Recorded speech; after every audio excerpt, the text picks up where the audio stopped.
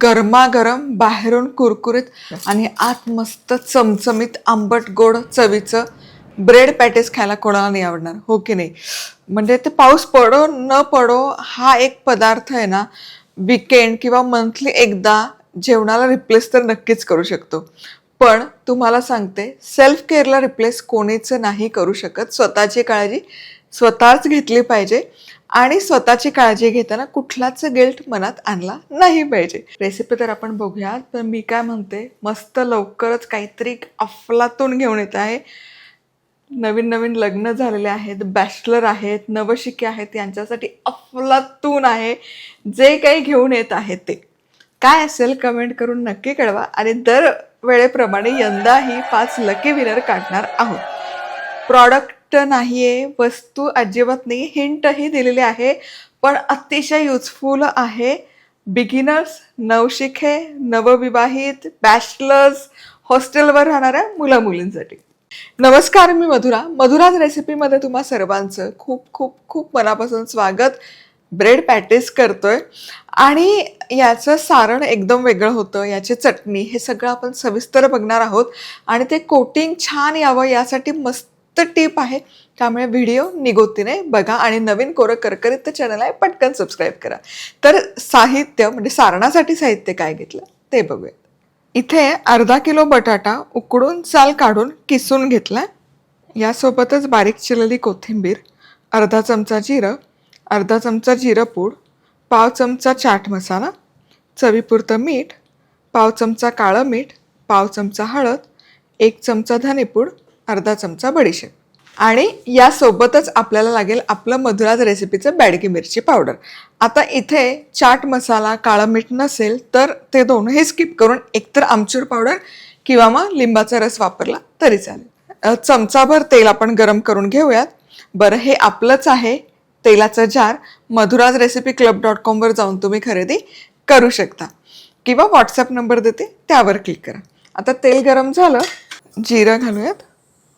जिरं छान फुललं की थोडीशी बडीशेप आवर्जून घाला, इतकी कमाल चव लागते तुम्हाला सांगते. आता हे छान फुललं ना, पुढचे मसाले करपू नये म्हणून गॅस बंद करा. यामध्ये बडीशेपचा सुवास, जिरंपूड, धणेपूड, चाट मसाला, हळद, काळं मीठ. बडीशेपच्या फोडणीचा असा कमाल सुवास दरवळतो.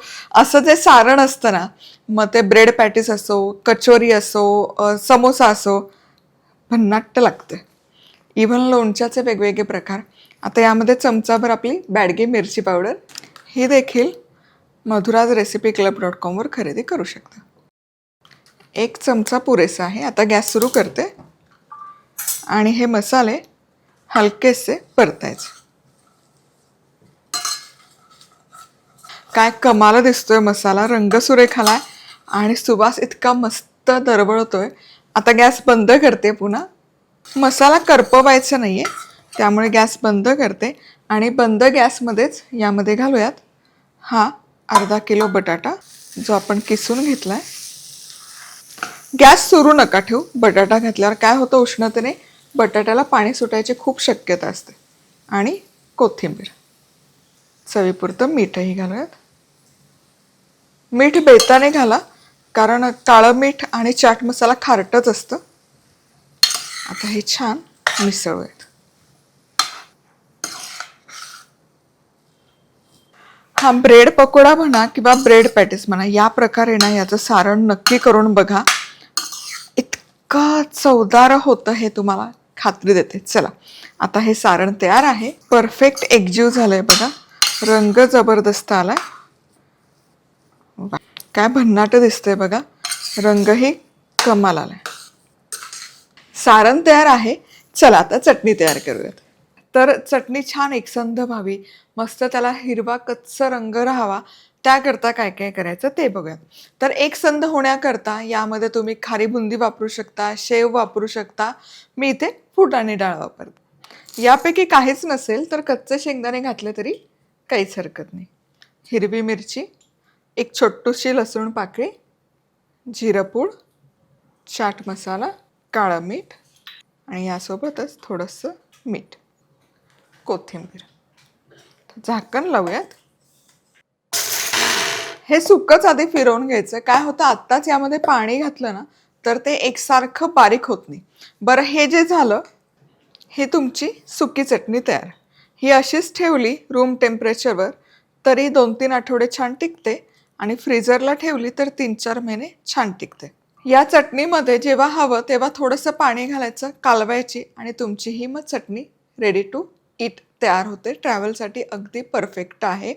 डीप फ्रीजरला ही सुकी चटणी ठेवली तर 3-4 महिने छान टिकते. पुन्हा सांगते, रूम टेम्परेचरवर 2-3 आठवडे व्यवस्थित राहते. आता यामध्ये थंड पाणी वापरू शकता, पण मी शक्यतो बर्फाचे खडे घालते. बर्फाच्या खड्यांमुळे काय होतं ना, याचा जो रंग आहे नैसर्गिक हिरवा कच्चा रंग तो छान राहतो. चटणीची उष्णता वाढत नाही, त्यामुळे ते कोथिंबीरचा रंग काळपट पडत नाही. व्यवस्थित असे बर्फाचे खडे घालते 3-4. झाकण ठेवू. चला, चटणी तयार आहे. वा, बघा काय मस्त दिसते. रंग सुरेख आलाय आणि छान अशी एकसंध झाली आहे. म्हणजे चटणी एकीकडे, पाणी एकीकडे असं अजिबात झालं नाही. परफेक्टली स्मूथ झाली आहे. जशी आपल्याला चटणी लागते तशी झाली कन्सिस्टन्सी. वा वा. आणि हे करत असताना पाण्याचा अजिबात वापर केला नाहीये. सारण तयार आहे, चटणी तयार आहे. आता याचं आवरण तयार करूयात. तर हे 1/2 किलो बटाटे आहेत. त्याकरता बरोबर आपण 1.5 कप बेसनचा वापर करणार आहोत. तर कुठलंही आवरण असो, बटाटा वड्याचं असो, पॅटिसचं असो, सगळ्यात आधी हे बेसन चाळून घेणं अगदी गरजेचं आहे. 1 कप आणि हे 1/2 कप आणि हे व्यवस्थित चाळून घ्यायचं. म्हणजे आवरण आहे ना एकदम स्मूथ होतं. चला, आता यामध्ये पाव चमचा हळद, चिमूटभर खायचा सोडा आणि चवीपुरतं मीठ घालायचं. आणि पाणी आहे ना खूप नाही लागत, कारण आपल्याला घट्टच पीठ ठेवायचं. 1/2 कप पाणी घेते मी. आधी त्यातलं 1/2 कप टाकते, म्हणजे अराउंड 1/3 कप मिसळूयात. आणि हे ओव्हर मिक्स नाही करायचं. एकदा का आपल्याला वाटलं की हे परफेक्ट झालंय की मग आपण मिक्स करायचं थांबवणार. आता हे उरलेलं पाणी पण टाकते 1/2 कप. 1.5 कप बेसनला 1/2 कप पाणी आणि वर 1 टेबलस्पून इतकं पुरेसं होतं. तर याच्या पुढे लागेल तसं आपण घालूयात. येस, आणखी 1 लागेल, आणखी 1 टेबलस्पून. बस, आता याच्या पुढे जाऊन वाढीव पाणी नाही घालणार. आता हे फक्त मिसळून घ्यायचं, गुठळ्या मोडून घ्यायच्या आणि ओव्हर मिक्स अजिबात करू नका. 1.5 कप बेसन होतं तर 1/2 कप आणि प्लस 2 टेबलस्पून पाण्याचा इथे वापर झाला. आणि अगदी हलक्या हाताने मी हे मळून घेते, अजिबात ओव्हर मिक्स करत नाही. बघा, मिश्रण व्यवस्थित एकजीव झालंय. असं घट्टसरच ठेवायचंय, पातळ नकोय, कारण याचं आवरण छान बसलं पाहिजे. आणि ओव्हर मिक्स करू नका, पुन्हा सांगते. हे इतकं कन्सिस्टन्सी पुरेशी आहे. चला, आता हे किमान 5 मिनिटं तरी मुरण्याकरता ठेवूयात.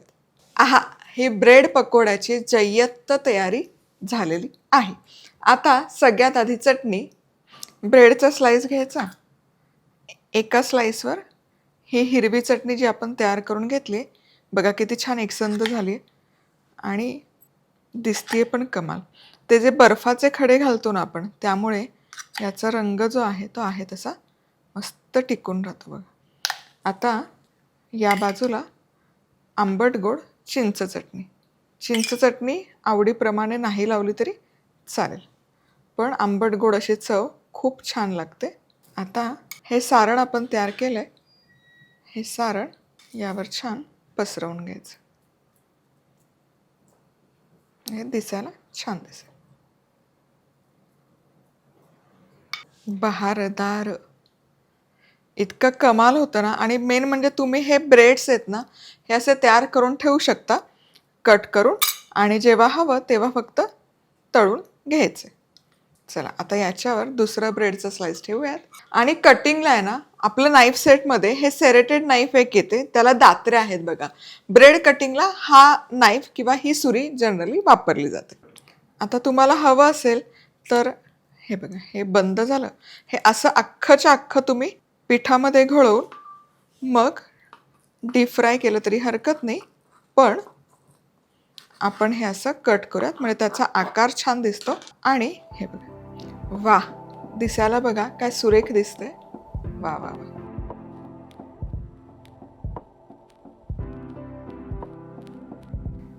चला, आता पीठ छान मुरलंय.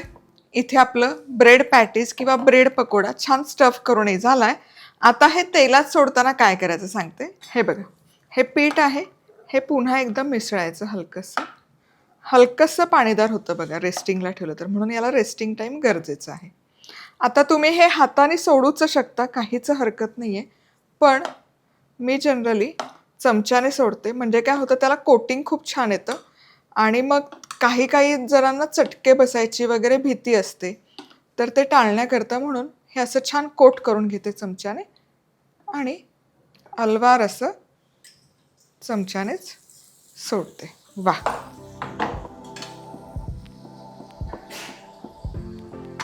ज्यांना हाताने सोडायचंय, चमच्याने सोडणं नाही शक्य, त्यांनी हे काही नाही, हे असं एकदा दोनदा फिरवून घ्या. कोट करणं फार गरजेचं आहे. आणि 2च बोटांच्या सहाय्याने पटकन उचला आणि लगोलग असं तेलामध्ये सोडा. बघा छान येतं की नाही. आणि एका वेळेस खूप नका टाकू, एखाद दुसरं किंवा फार फार तर 3 पॅटीस बसतात. माझी कढई जितकी मोठी आहे त्याच्यात 2 कम्फर्टेबली तळून होतात, त्यामुळे मी तिसरा नाही ऍड करते. काय बहारदार दिसतंय बघा. वा वा वा. एक बाजू व्यवस्थित तळून झाली. आता दुसऱ्या बाजूनेही छानपैकी तळून घ्यायचं. आहा हा, काय रंग आलाय बघा. आणि कोटिंग बघा, एकसारखं कोटिंग आलंय. वा,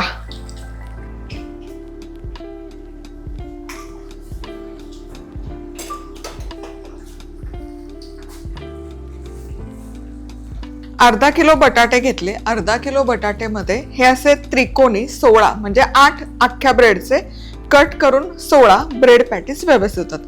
1.5 कप पीठ घेतले, त्यामध्ये 8 ब्रेड पॅटीसचं कोटिंग व्यवस्थित होतं. आणि जर तुम्ही पूर्ण म्हणजे अर्धा किलोचं जर केलं 16, तर 3 कप तुम्हाला बेसन लागेल. आता हे दोनही साईडने तळून झालं. अलवारं उचलायचं आणि लगोलग हे जाळीवर ठेवूया. काय सुरेख कोटिंग आलंय आणि रंग पण बघा बहारदार आलाय. याच प्रकारे सगळे ब्रेड पॅटीस मी तळून घेते. पटकन हे घोळवायचं दोनही बाजूने. कोटिंग छान आलं पाहिजे बघा. कोटिंग छान नाही आलं तर त्याला मजा नाही येत. आणि पटकन उचलायचं 2 बोटांच्या चिमटीने आणि तेलामध्ये सोडायचं. आणखी एक दाखवते. छान असं कोट.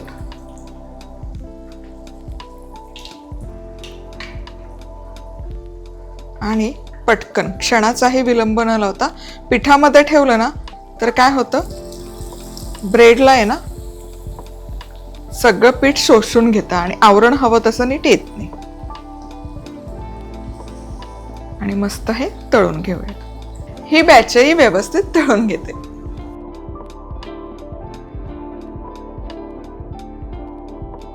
बघा, पावसाळा असो नसो, घरी पाहुणे येणार असतील तरी हा बेत तुम्ही करू शकता.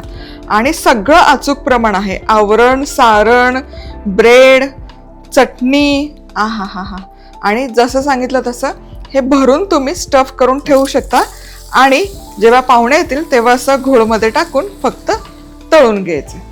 चला, जाता जाता लाईक, कमेंट, सबस्क्राईब. सविस्तर रेसिपी खाली डिस्क्रिप्शन बॉक्समध्ये आहे. पुन्हा भेटूयात. तोवर मस्त राहा, खुश राहा, आनंदी राहा. सगळ्यात महत्वाचं, खात राहा.